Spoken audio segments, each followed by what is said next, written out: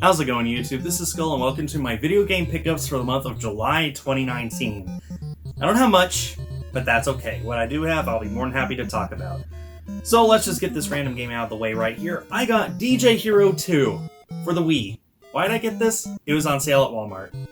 They had so many of these. I think whoever the manager was that was in charge of all the orders at Walmart just bought like 100 of these thinking that they would sell like hotcakes. They did not. This cost me $5, actually less, because of my awesome wife's Walmart employee discount. So I figured, why not? It's a random Wii game that I don't have. And, you know, there aren't that many Wii games left for you to buy in the store, so I figured, may as well get something while I could still claim that I bought a Wii game brand new that had never been opened before. Let's go ahead and get this out of the way now. This is a big pile of an Xbox and Xbox extras. So I have a friend who's helping me finish up my R2-D2. If you don't know what that is, don't worry, I'll make a video about it when it's done. But he's been 3D printing me parts, and while I was at his house picking up some parts, he mentioned that he had this old Xbox that doesn't work. So would I like it? And I said, yes, I love fixing up consoles. I haven't even tried looking to see what's wrong with this yet. Maybe it's something easy, maybe it's something hard, I don't know. But he gave me the Xbox and everything that came with the Xbox. This Xbox is actually special because do you remember when Taco Bell would make promotions to sell like something like if you buy one of their products and then enter a sweepstakes, you could win things including an Xbox. This is one of those. This isn't a themed console or anything, so there's no way to know that it came from Taco Bell. It's not a limited edition or anything, but it is a free Xbox from Taco Bell, nonetheless. So I'm just going to go through this pile of stuff here. It's going to be a lot of stuff to cover. Well, he gave me a third-party controller that says Gamester on it. A first-party controller. I don't think... This is a Duke controller. I just realized this is a Duke controller. Wow. It's so nice to have one of these. These are massive. Like, that's bigger than my hand. That's awesome. Let's see. It came with... That's a... Okay, it came with one of these things. So, this is an extension cord. Okay. And the things that fell... which I will go and get right now. So, the way Xboxes worked, you would connect this to your Xbox, and then you could connect your controller to this, like so. And this, trust me, it connects, okay? And this was a way to make sure that if you tripped over the cable, then it wouldn't hurt the connection on your Xbox console or on the controller cable. If anything were to break, it would be this little dongle, and these were super cheap and easy to replace, so that's why they made the controllers that way, and that's what this does. And, I'm not finding it here. It came with a DVD player adapter. That's what the remote was for that fell. I'm not finding it right now, but, turns out, I did not know this, the Xbox can play DVDs. Yeah, but it needs a dongle to plug into the control slot that's basically an infrared signal adapter to take signals from this DVD remote. I have used this on my other Xbox, which is connected to my TV. I watched some Pokemon, and, you know, the DVD player works perfectly fine.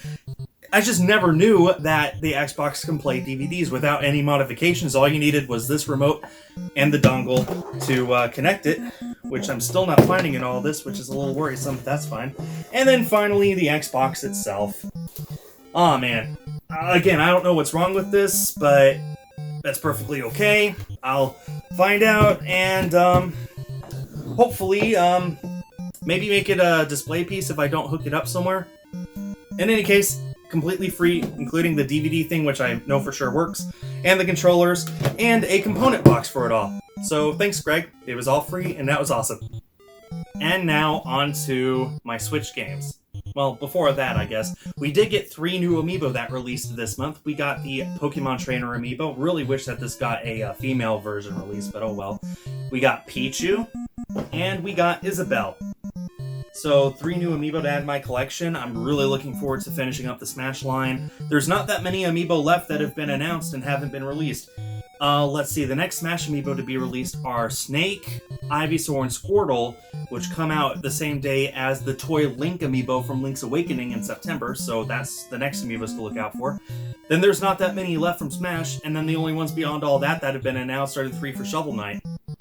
And it's hard to believe, but the amiibo craze might finally be over, and I have every single one. It's nice to be on top of something. Speaking of being on top of things, I got a total of 16 Switch games this month, but the vast majority of them I did not buy in a store. These, however, I did. Fire Emblem 3 Houses, which I haven't started yet. I know I need to, but, well, priorities. Marvel Ultimate Alliance 3, which I did play on my channel during a stream, so if you want to check that out, then please do. I love this game so much, I can't wait to keep playing it.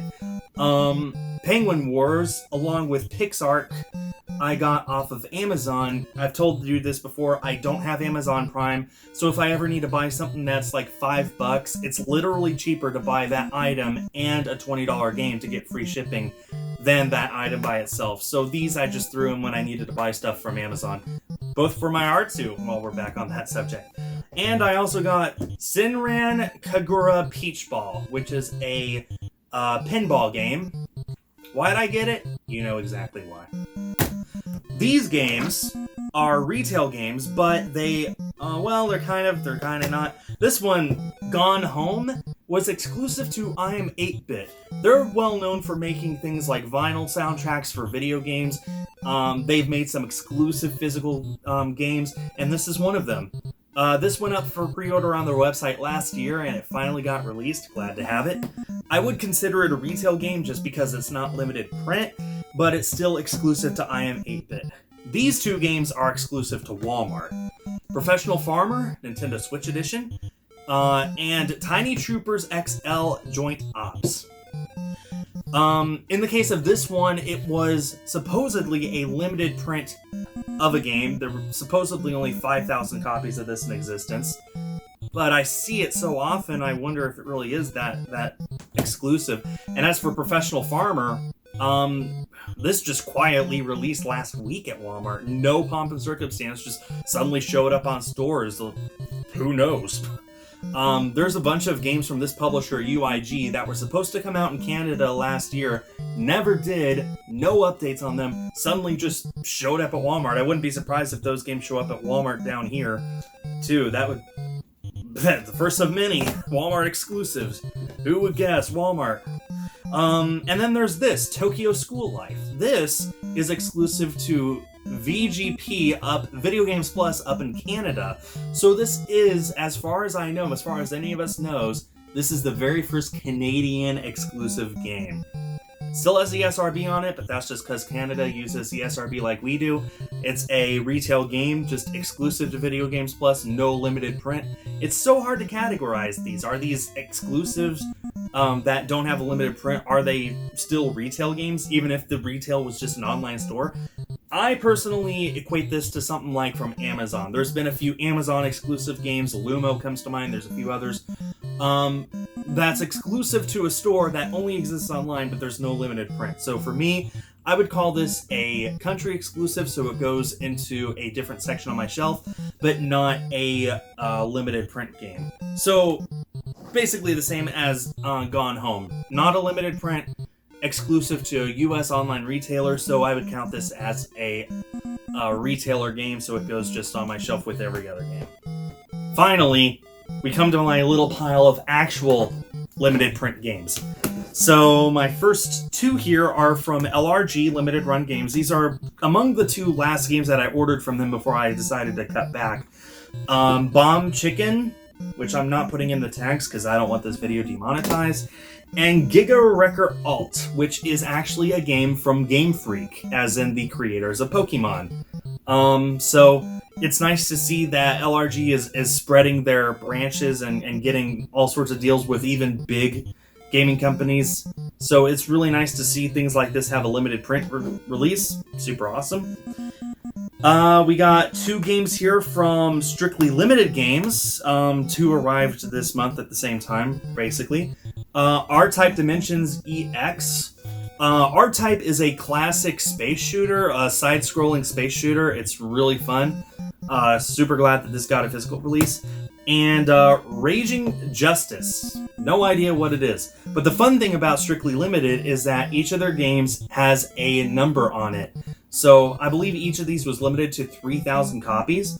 So on the back here, it'll actually tell you what number your copy is. So for Raging Justice, my number is 1034. And for R-Type Dimension, my number is Collector's Edition number 399. I did get the Collector's Edition. It's up on my shelf. I just, the game is what you guys care about, not all the stuff inside the Collector's Edition.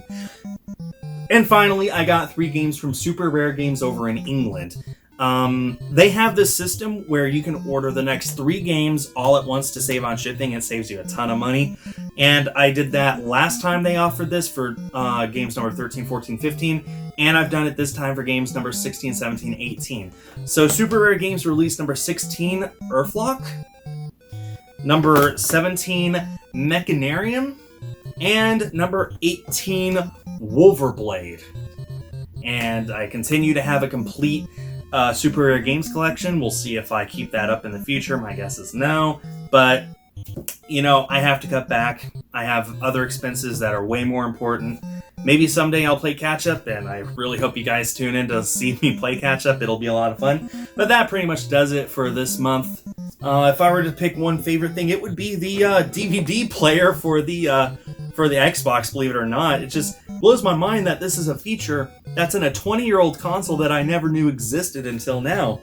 But if I were to pick one game, actual game, that would have been my favorite. So far, it actually would have been Marvel Ultimate Alliance 3. I love playing as Captain Marvel in here. She's literally Superman without any kryptonite. It's awesome. Thanks everyone for watching. See you next month.